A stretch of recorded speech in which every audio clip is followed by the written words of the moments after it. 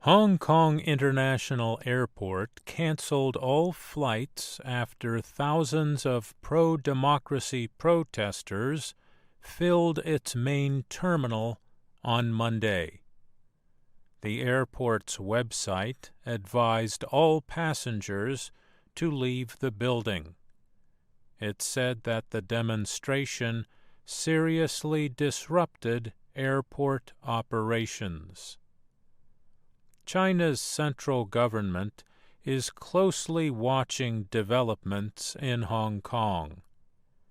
The government described the largely leaderless pro-democracy movement as something close to terrorism. The airport demonstration followed unrest Sunday night in the former British territory. Protesters blocked roads and ignored police orders to leave early Monday after riot police used tear gas and rubber bullets to clear away crowds. Many people were reported injured in several areas. One medical volunteer reportedly was hit in the eye with ammunition. Some news reporters said they were beaten.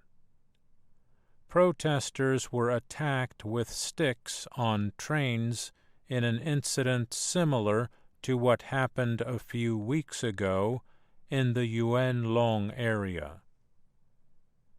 The government said that 54 people were injured. About 30 people were sent to the hospital, 2 of whom were in serious condition, the hospital authorities said. Police said protesters ignored an unusual ban on street marches last weekend. Some demonstrators threw bricks and fuel bombs at officers, officials said. Demonstrators said that police seemed to show a firm desire to clear the streets. Officials reportedly fired tear gas inside an enclosed train station.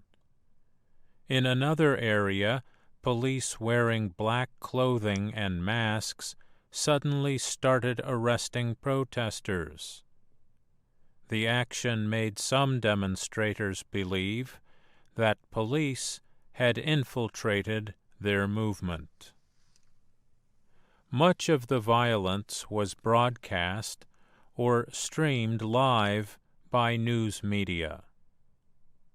This is the 10th week of protests in the territory. They began as an effort to stop legislation that would require Hong Kong to send criminal suspects to mainland China for trial. Now protesters are demanding reforms, including more democratic elections and controls on the police. Since the protests began in June, demonstrators have blocked a major tunnel through Victoria Harbor, and on August 5th, protesters held a labor and transportation strike.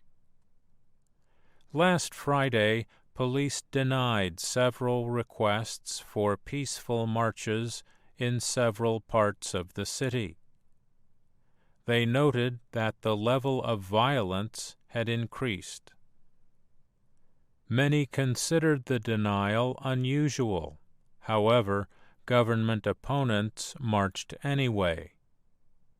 One protester, Joy Luck, a lawyer, said, "We are angry the government did not listen to us." She added, "We have the right to peaceful assemblies."